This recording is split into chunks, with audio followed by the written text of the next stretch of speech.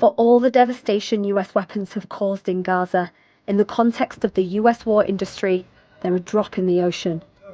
More than 40% of all weapons sold worldwide come from US companies.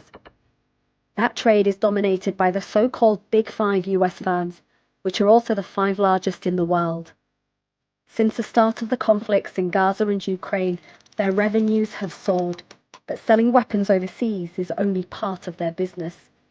At home, they enjoy an almost guaranteed windfall every year, from a US military budget worth roughly $1 trillion, more than half of Washington's entire federal budget. In US politics, money means influence, and warnings of the war industry's potential to corrupt American democracy go back decades. In 1961, Republican President Dwight Eisenhower used his farewell address to alert his fellow citizens of this new danger, and coined a new phrase to describe it.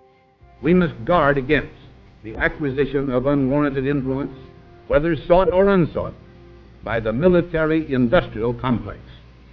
When he delivered his remarks, it was the first time that the U.S. had decided on, after war, to not demobilize. It drew down troops slightly after the Korean War, but it kept its war industry going, kept its arms industry going. The government specifically subsidized the creation of a dedicated arms industry that would be permanent.